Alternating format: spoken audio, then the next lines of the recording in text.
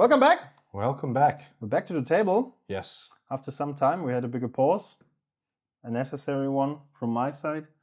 We're back with a fancy matchup. As promised, we're playing Emry in focus. Playing some meta magic. Yes. I'm here with a slightly twisted Emry version in comparison to the one you saw I piloted on MTGO. So I started this with a very stacksy version, static orbs, meekstone, stuff like this. Mainly because I enjoy the game plan. And it worked out, but it's very grindy, and especially on MTGO, you know, you only have 25 minutes on the timer, so I needed to make some changes. I also talked a bit with Parole. He's of the opinion that you have to play Paradox Engine. So he convinced me to play Paradox Engine. And I made some tweaks, more looking into his list. I didn't want to cut Paint to Grindstone. I know that you don't like the combo that much. I like it a lot. I think it's fine in this deck. I think so too, because you get to recast those things exactly. all over again, right? Yeah. Unless your opponent exiles the Painter or the Grindstone. And with the pieces, you have the value of them discounting Emry while they're on the field. Exactly, yeah. So yeah, that's my current version.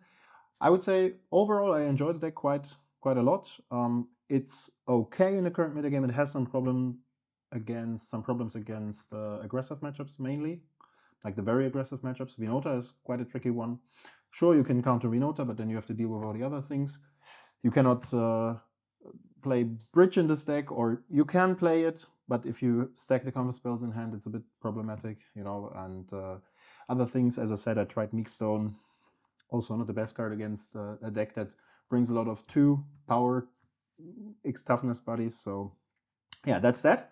We will see how it goes against the teddy bear. Yes. So we've seen it on the channel a couple of times.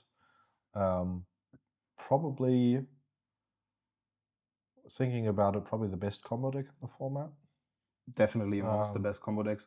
There are many people, I think, that underestimate Lumra. Yeah. We're talking a lot about Spider-Man, and that's for a reason. I get that. I think if Spider-Man wouldn't be here, this one would be the next problem. Yeah. Very easily. Yeah. The land shell that is available is still very, very powerful. Glacial Chasm is a very good card. Yes. Things around against aggro, you have access to, with all the land tutors you play, to Glacial Chasm and Maze of Ith, and in a bunch of other situations, you have very good utility lands. Yeah. Also, just with some hands come together quite awkwardly. But if you draw the right number of lands at the right time and you flip well with Lumra, you very quickly have a board state that any deck doesn't want to be dealing with on the board state side, and sometimes you just combo and win. Yeah.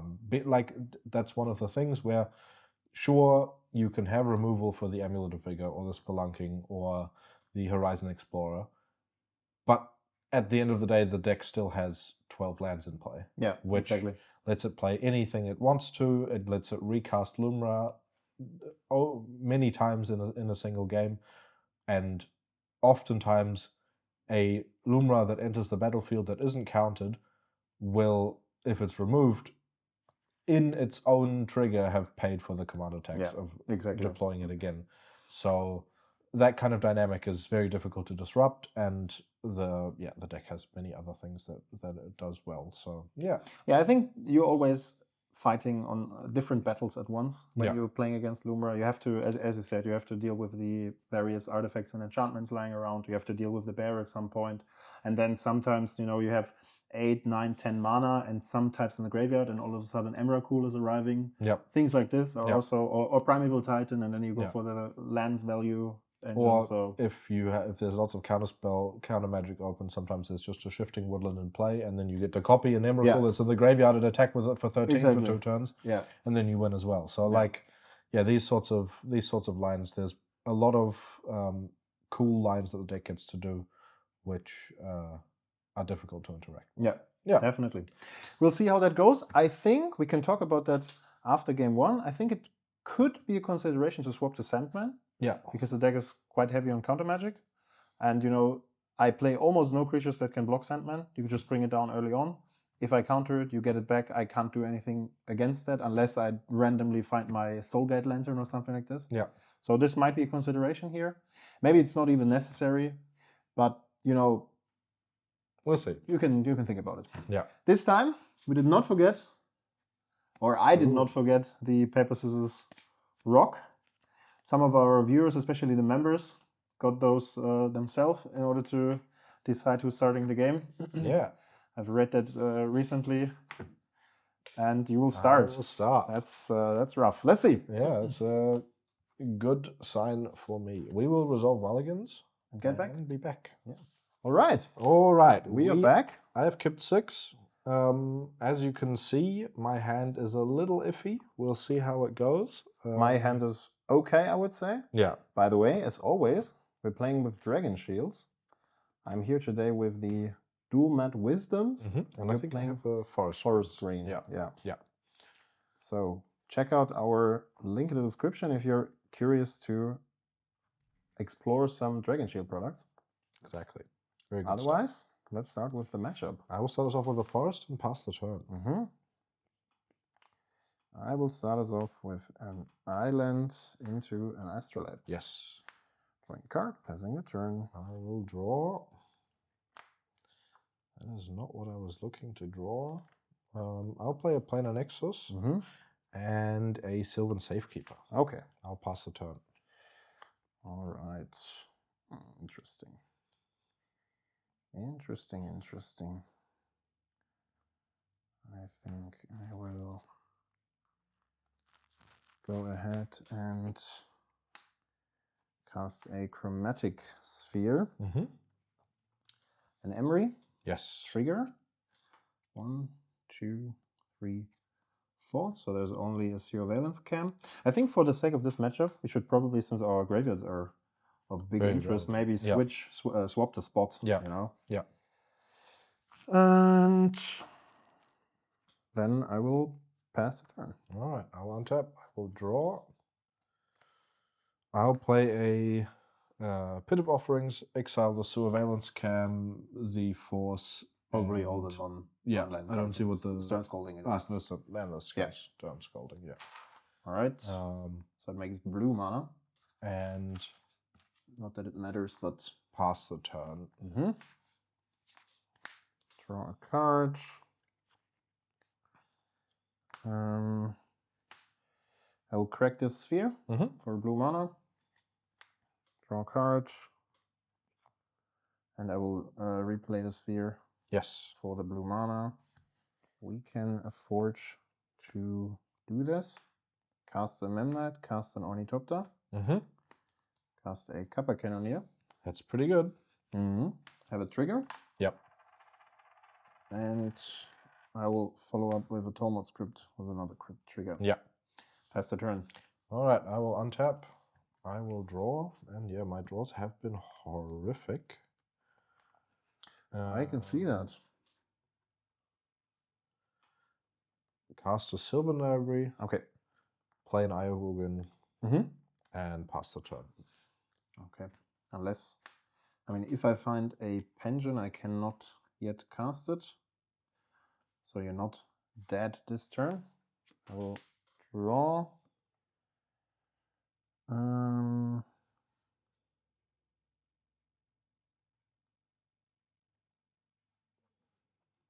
I will crack the sphere. Make a blue. Cast a sphere for the blue trigger. Yep.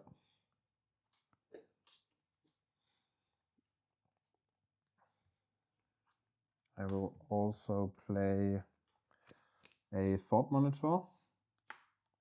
2 triggers. Yep.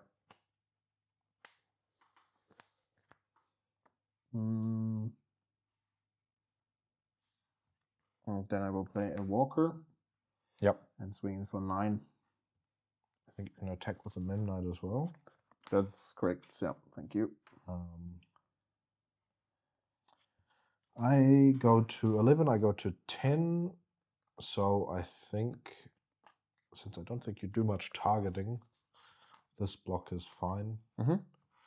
I will go to 11 then. 11. Then I pass the turn. Yeah, I will untap. I will look at 3, since it's fine like this. I won't pay any life.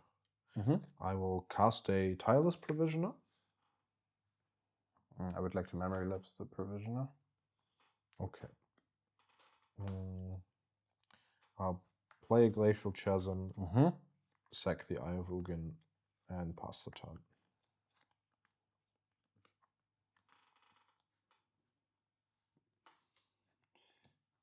Alright. I will crack the Sphere for 1 blue. Draw a card. For the blue, I'm going to replay it. Trigger. Yeah. Have an Urza's. Not Cage. Not Saga. Cave. Cave. Yes. Yeah, we'll probably cast a Bauble, have another trigger. Crack the Bauble, put the memory lapse on the bottom. Yeah. Draw another card. Then I'm going to cast a Winter Orb, have another trigger. Yeah, I mean, we can go to the next game. That's it doesn't really matter, but yeah, I kept a hand with a Summer Bloom and a Primeval Titan. Oh, okay. And drew 1 more land after that. So with 50 to 49 lands in the deck or something, I thought my chances were pretty good that I would keep drawing some lands. That was not the case. Yeah. And yeah, I see. Just trash off the top, and it did not. Okay. Okay, we are back. I am on the play again. Yeah, round 2. I hope you have a better hand this time. Yes, I have kept a better hand. And I will start us off with going to get a Penna Fetch. Forest and pass the turn. Drawing a card. That is a good draw. That's Emry. Yeah, I'm in. 1, 2, 3, 4. Only a Jeweled Amulet. But I have the Bauble in hand, right? Yeah, powerful start from you once again. Indeed. I will draw. You know, I can play Sylvan Scrying. That's a good card, yeah.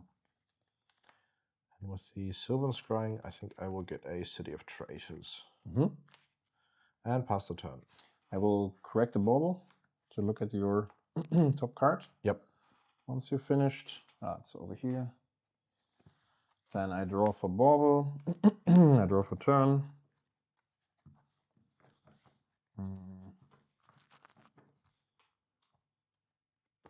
There you go.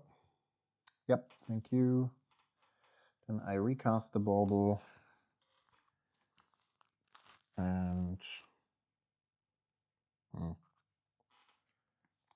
yeah, probably going to cast these boots. And then I pass the turn. All right, upkeep, I will Worldly. Yep, you have it. Then I'll draw the Horizon Explorer. Play the city and attempt to cast it, and use likely those. Force Spike. Okay. Then it's your turn. I will crack the Bauble again.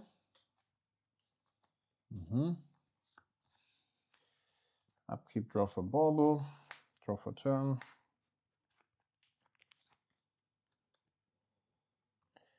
I will replay the Bauble.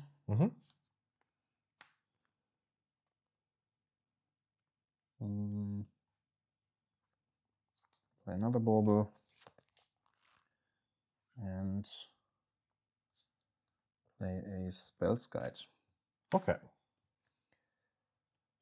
Then I will crack this Bauble to see if I find a card that I do not know of yet. Yep, that is correct. Then I will pass the turn and draw a card in your upkeep. Yep. I will draw.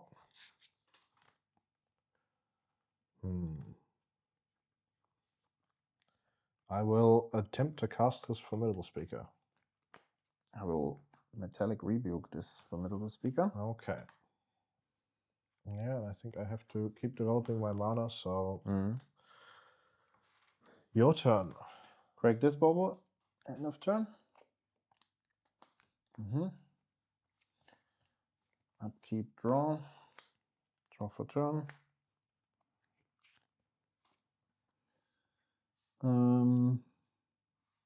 I will play this one again. Yep. Play a land and pass the turn. Alright, untap, draw.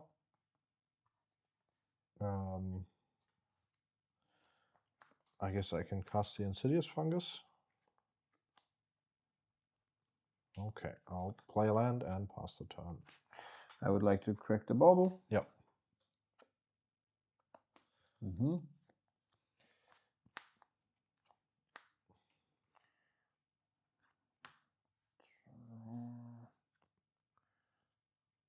Play the bauble. So yeah, it is very unlikely that I will still be able to win this game, but we'll play it out. As you said, it is indeed very unlikely. Play a world map. And I think I can afford to play Wither. Yeah, I mean now. Trigger. Yeah, you can... I mean, the fungus would be good if it wasn't for Spellskite, right? Well, not really. What's my target for the fungus? Yeah, you could now, without a Spellskite, you could at least... It's not non-creature. No, you could at least destroy the construct. I mean, but yeah. What I'm trying to do is to play my commander and do things, just not lose the game. That's true. I would tap this to give the construct haste. Yeah. And then attack for 2, 4, 6. Yeah, I will block and I will sacrifice it to draw a card. To draw a card and put a land. Put a Broker's Hideout into play. Gain a life. Gain a life. This happens this way around. Okay, so that's relevant. But considering you still have 3 mana open to counter whatever I do next turn, I think you would have already cracked the bauble if you didn't have a counter spell, so we'll see. Very likely, yeah. But yeah. Untap. Draw.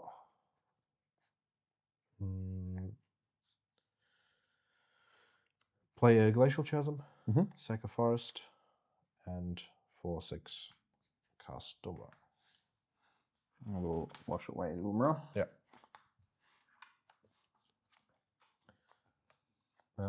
Pass the turn. Crack the bauble end of turn. Draw a card at the beginning of my upkeep. Draw a card for turn.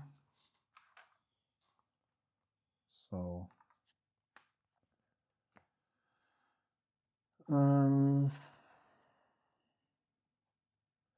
going to replay this bauble. I could even, yeah, but it doesn't really matter. Crypt, crack the crypt. Yeah, I mean now it's very over. Now it seems to be very over. Pass the turn. Okay, I will pay 2 life, putting me at a healthy 20. Draw a card. Play a land. Play a Burgeoning. Yeah, I mean, no, I think I'll keep it in hand. Maybe it does something else. Pass the turn. End of turn, crack the world map to search any land card. Still end of turn, crack the bauble. Look at your top cards. Yeah. Then I draw 2. 1, 2. I have this. 1, 2, 3, 4. This is enough. You have the burgeoning. I will see. I will cast the bauble first. Mm-hmm. Then I will crack this.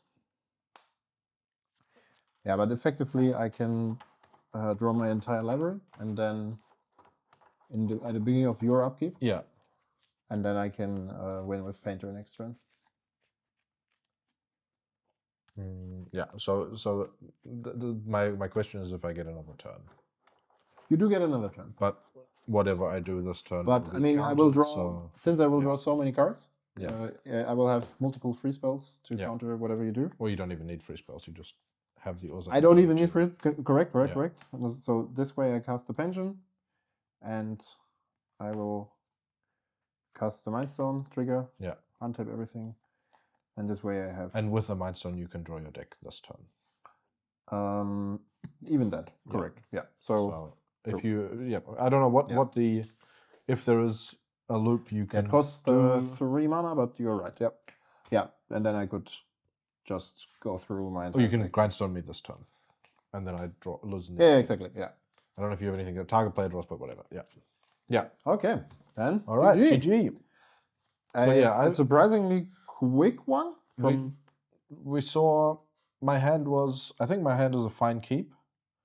I don't think there was anything I could have done to be more aggressive with the hand. Yeah. Maybe.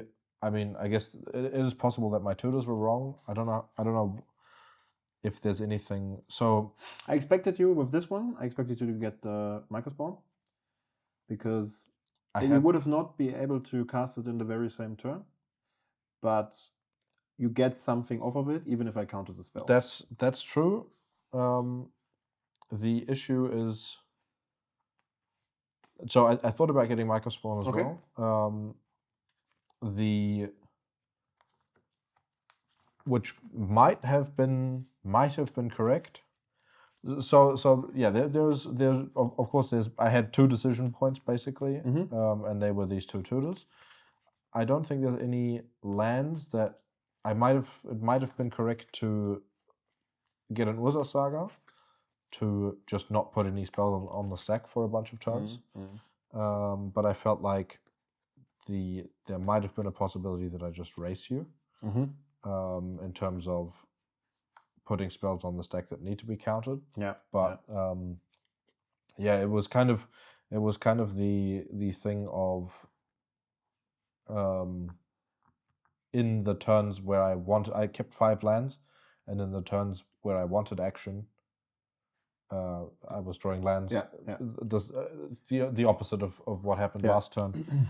I think so. From the matchups I've played against Lumra, it was with my stacks version was, I would say, rather easy, because I have so many ways to interrupt you from doing things. You know, if you have multiple orbs on field, like there's Winter Moon, there's Winter Orb, there's Static Orb, stuff like this. I counter the relevant things, and then you never get back Tangle Wiring and stuff until I find my win condition. This one here is. There are less stacks pieces inside, but I have more counter magic, so it basically ends up in the same result. I don't know.